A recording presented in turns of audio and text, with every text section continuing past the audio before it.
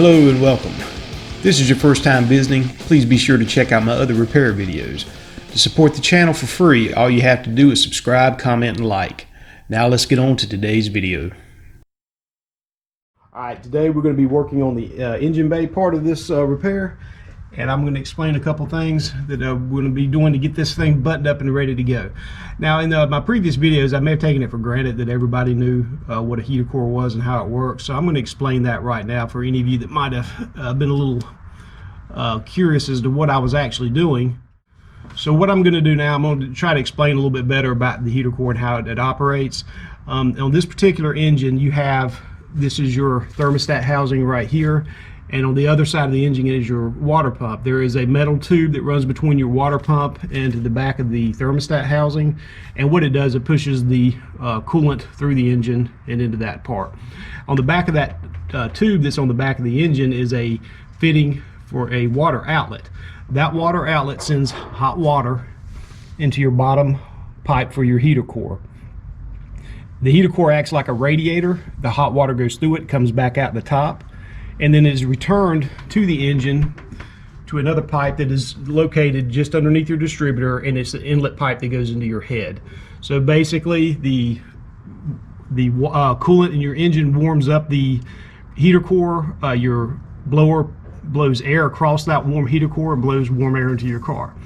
So what I had done when I determined that this was leaking into the car is I took the tube off of the bottom.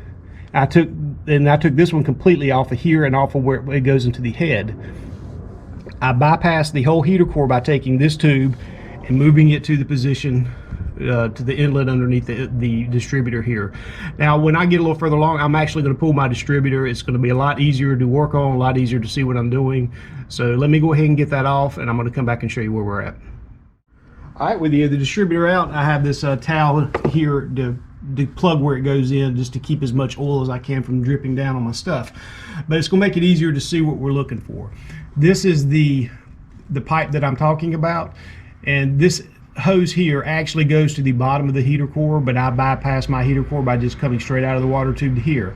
So I've already drained the coolant out of this car. I'm going to disconnect this, and we're going to prepare to put the valve back on the bottom that allows the hot water into the heater core, and get this hooked up to it. Come back when I got a little further along. I'm just going to take this apart. And now I'm going to come back in with my valve assembly. What it needs to happen is it needs to go like this, and make sure that you get that back over the stud. This goes down over to the heater core pipe that's sticking out. And then once that happens, we're going to put this back into its clamp here and reattach it here, so that way it can operate that valve. I'll come back when I've got that done. Alright, as you can see, I have that back the way it's supposed to go. You take a look at it. A little clamp over that line for the wire that works that. You got the valve back on.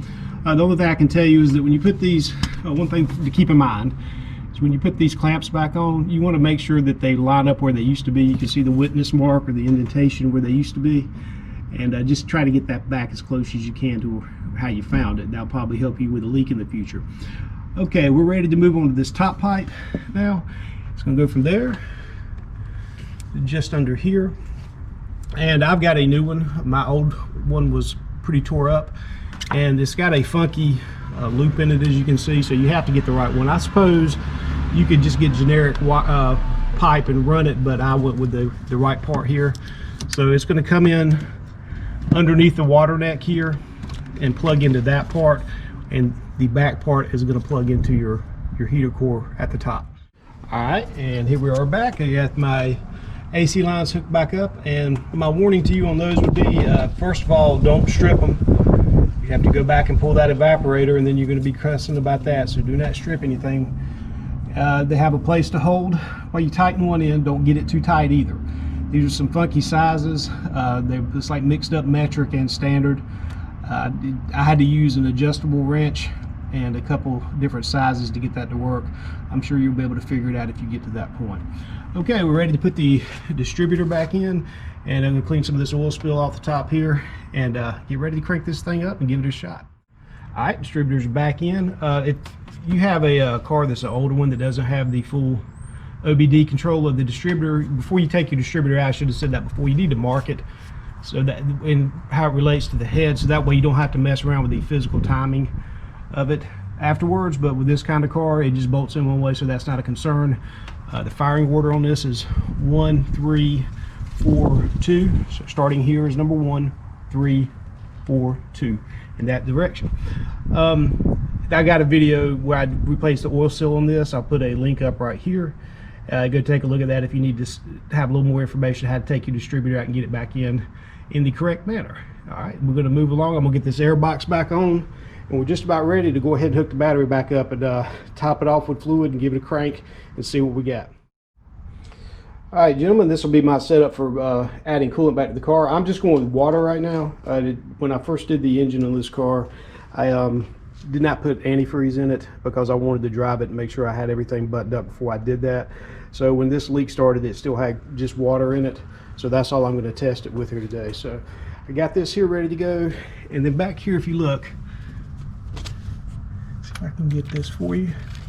Okay, right there where my finger's touching is the bleeder for this system. It's a 12 millimeter. You just back that up. It works like a brake bleeder. You don't have to take it loose. So I'm going to start introducing water into the system so I see water come out of that. Hondas run terrible without with air in their systems. So just going to let that run until it comes out. You can actually hear air coming out of the bleeder.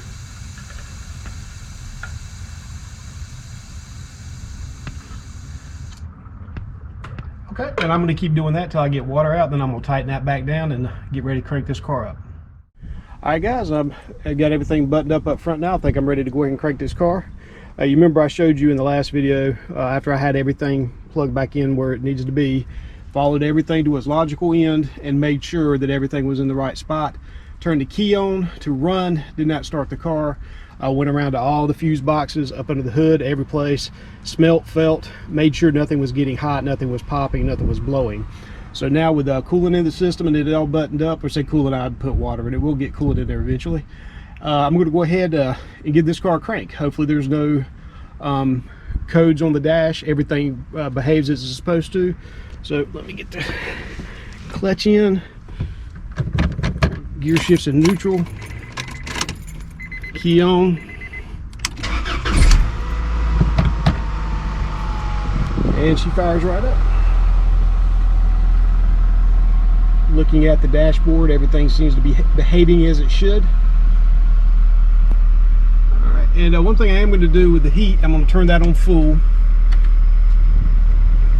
So that way that can start moving water through the new heater core and back out the top. And then I'm going to let this thing sit here and run, come up to operating temperature, and then I'm going to shut it off and come back when you and I are going to take a look, and we're going to see that nothing's leaking anywhere. At least that's the goal. Wish me luck. See you in a second. Alright guys, I did let this warm up. I've checked around. Well, the first thing I did is I checked all my turn signals, high beams, low beams, made sure that everything electrical was working in the car correctly. Checked all my HVAC controls, they're all working properly, and yes, it was blowing hot air out the vents at the end of all that. I'm not going to bother showing the video putting the rest of this back together. That should get you to the point where you took it apart. That's just a couple of things left to button up. So one thing I suggest you do before you do finish up is the first thing to check is to make sure that your heater core is not leaking into the car anymore. I pulled the carpet back. It resides, if you see way in the back there in that corner, you saw where it went back in at the back of the computer. Well, it was running down where that little white square is and underneath the carpet before. So that is now fixed. I do not have any water coming out of that. All right, I'm gonna move up to the front and I'm just gonna show you some couple things to look for up there, but you can go ahead and call this a good fix. All right, and also looking back down around the thermostat housing again, came in here with my light real good. I checked all the plumbing fittings I put back together. Got up underneath them. I did not see anything leaking. I think we got a good fix there. All right, also checked up underneath the head, the distributor where that goes into the head as well, and made sure I didn't have any boo-boos. Got the air all bled out of the system, got it topped back off. I'm going to run this thing for about a week or two. Once I confirm that there's no other water leaking out of it, I'm gonna go ahead and take that out and add antifreeze coolant to it and get it right. So there you go, guys. That is not for the faint of heart.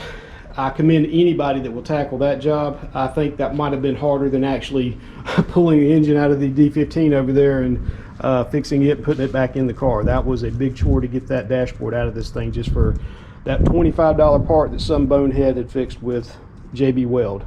At any rate, I appreciate you guys hanging out with me today, and I'm going to catch you in the next video.